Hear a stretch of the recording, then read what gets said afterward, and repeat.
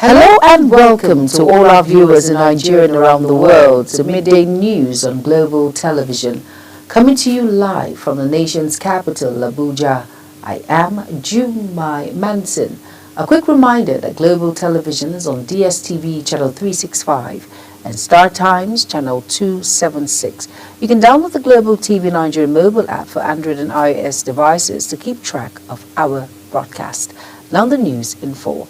The People's Democratic Party Governors Forum has expressed solidarity with suspended Rivers State Governor Siminalayi Fubara amid his ongoing ordeal, including his suspension and the declaration of the state of emergency.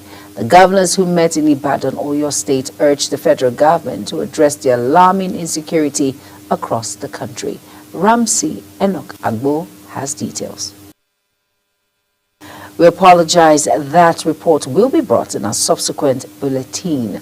Katsina State Governor Diko Rada has warned newly elected local government chairman against corruption, inefficiency, and negligence, stating that his administration will not tolerate any misconduct. Speaking during the swearing-in ceremony of the 34 local government chairman in Katsina, Rada stated that local governments are the closet link to the people and that expectations from citizens are high. The Northern Youth Council of Nigeria has condemned the recent wave of violence in Plateau State, calling on the federal government to take immediate and decisive action to halt the crisis. In a statement issued in Kaduna, the council expressed deep alarm and distress over the tragic pattern of bloodshed that has devastated communities and robbed families of loved ones in Plateau State. The council's demand for action comes on the heels of President Bola Tinubu's condemnation of the latest attack in Plateau State, which claimed the lives of over 40 citizens. Over now to Vice President Senator Kashim Shettima has commended Akwa Ibom State government for adopting and localizing the Human Capital Development Framework, describing it as a model of visionary leadership and grassroots-driven governance. Speaking in Uyo, Akwa Ibom State capital, shortly before unveiling the Arise Human Capital Development Strategic Plan and the local government implementation roadmap, Shettima applauded Governor Umar Eno for taking bold steps in institutionalizing the Human Capital Development Initiative at all levels of governance in the state. The Joint Admissions and Matriculation Board JAMB has assured that no candidate will sit for the board's examination outside their state of registration. Dr. Fabian Benjamin, Public Communication Advisor JAMB, gave the assurance and explained that some candidates who sat for the 2025 Unified Tertiary Matriculation Examination UTME outside their states of registration and residence were sent to the available mock centers closer to their areas. Former Minority Leader of the House of Representatives, Farouk Adamu Aliyu, has described most politicians in People's Democratic Party, PDP, and the All Progressive Congress, APC, as selfish elites. Aliyu cautioned the masses and the downtrodden against fighting themselves over issues concerning the elite, saying the latter only cared about themselves. A chief magistrate in the Rivers State Judiciary, Ejike George, has tendered his resignation from service, citing unease over appointment of a sole administrator to oversee the affairs of the state. George, who disclosed that he has put in 16 years in the judiciary, already said the appointment of a sole administrator is tantamount to a quasi-military administration. George's resignation was contained in a letter addressed to Chief George of Rivers State through the Secretary of the Rivers State Judicial Service Commission. The sole administrator of Rivers State, Vice Admiral Ibok Ete Ibas, retired, has called on the Nigerian Bar Association, NBA, to refund the 300 million naira his administration paid for the hosting rights of the 2025 Annual General Conference. The NBA had previously reversed its decision to hold the event in Rivers State, citing the declaration of a state of emergency and collapse of democratic structures in the state as reasons for moving the events to Enugu. In response to the development, Iba stated while the state respects the association's right to choose its conference venues, it finds it curious that NBA, despite its principal position, has not addressed the refund of 300 million naira already paid by the Rivers State government for the hosting rights of 2025 conference. Now, in the meantime, governor elected on platforms of the People's Democratic Party, PDP, have unanimously resolved not to join any coalition or merger as the 2027 elections approach. The PDP Governors Forum meeting held in Ibadan, Oyo State, was attended by key governors including Bala Mohammed of Bauchi, Peter Mbah of Enugu, Agu Kefas of Taraba, Dauda Lawa of Zamfara, Sheyi Makinde of Oyo, Caleb Mafuang of Plateau, Umaru Fintiri of Adamawa, Ademola Adeleke of Osun, and Doye Diri of Bayelsa. Governors Sheriff Obarewe of Delta, Omar Eno of Akwa Ibom were represented by their deputies.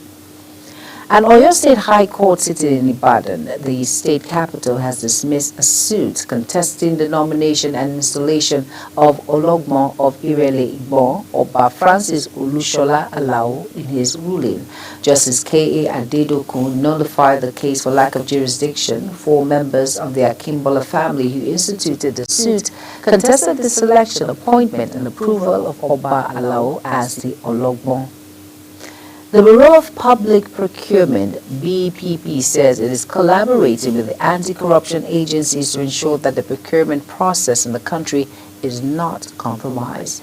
The Bureau has also promised to publish a reverse list of civil society organizations, CSOs, that the ministries, departments, and agencies, MDAs, can invite to observe procurement processes. Director General of BPP, Dr. Adebowale Adedokun, made the disclosure on Monday in Abuja at a one-day National Stakeholders Interactive Workshop with CSOs in Nigeria on the current trends in procurement practices and their roles in procurement reforms. You're watching the live broadcast of Midday News. When Midday News returns, UN Economics Project's 3% global trade shrink. Details coming shortly, plus foreign and sports stories on the other side of the break. Please stay with us.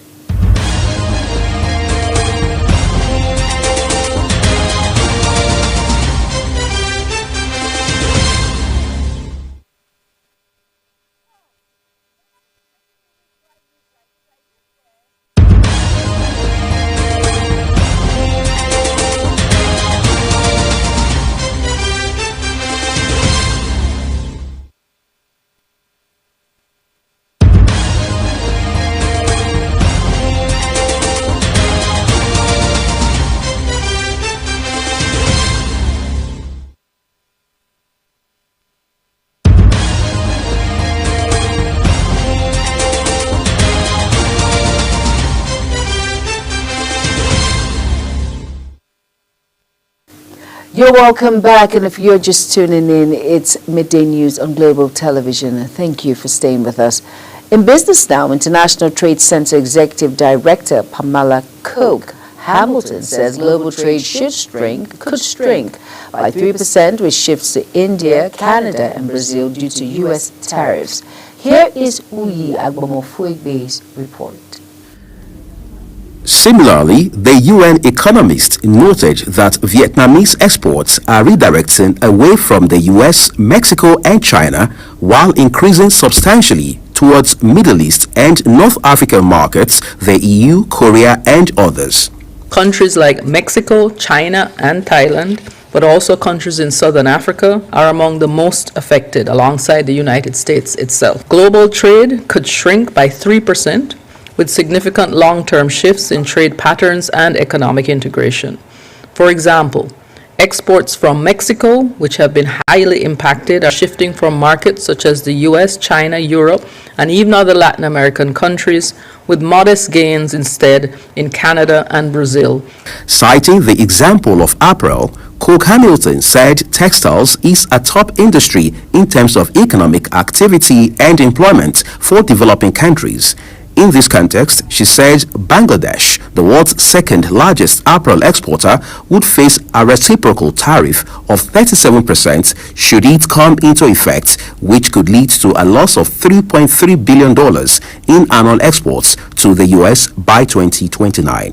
Bangladesh, the world's second largest apparel exporter, would face a reciprocal tariff of 37% should it come into effect, which could lead to a loss of $3.3 billion in annual exports to the U.S. by 2029. U.S. President Donald Trump unveiled a massive tariff plan last week, with the White House later announcing a 90-day pause on what is now known as reciprocal tariffs for most countries except China, which in turn decided to impose 125% tariffs on U.S. imports. Uyi Agmofwebe reporting for Global TV News.